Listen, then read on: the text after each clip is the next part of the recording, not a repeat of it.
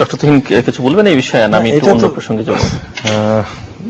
আমার তো মনে হয় একটু বলা খুব প্রাসঙ্গিক, এই কারণে যে একটু সংক্ষেপে আমি রাষ্ট্রের দায়ের সাথে ব্যক্তির দায় দুটো জিনিস একেবারেই এক নয়। প্রথমত, ব্যক্তি তো দায় থাকবেই একটা গণতান্ত্রিক রাষ্ট্রে, প্রত্যেকেই যার যার রাষ্ট্রের কাছে সে ব্যক্তিগতভাবে দায়ী।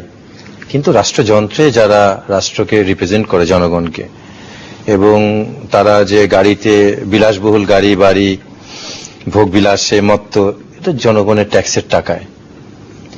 তাদের জবাবদিহিতা তাদেরকে শুধু এই রাষ্ট্রযন্ত্রের মাধ্যমে করতে হবে না, এটা আইনগতভাবেই তাদেরকে করতে হবে, এবং সেই দায়বদ্ধতা নিয়েই তারা সরকারে আছেন কিংবা রাষ্ট্রযন্ত্র পরিচালনা করছেন। সেখানে আপনিও আছেন।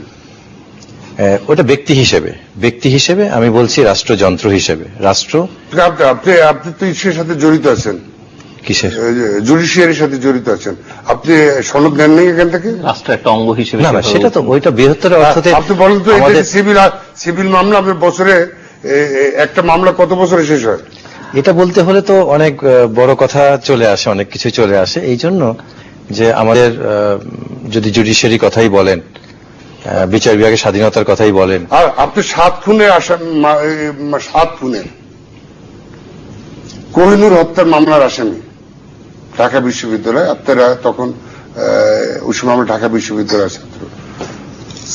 সে কিভাবে মুক্তি পেল? না, শুধু কোহিনূর না, আপনি একটা জিনিস দেখেন যে গত 40 বছরে বিভিন্ন শিক্ষা প্রতিষ্ঠান, বিশেষ করে ঢাকা বিশ্ববিদ্যালয় যে সমস্ত কিলিং হয়েছে, তার সাথে সাধারণ নাগরিকরা কি জড়িত, না রাজনৈতিক দলগুলা জড়িত?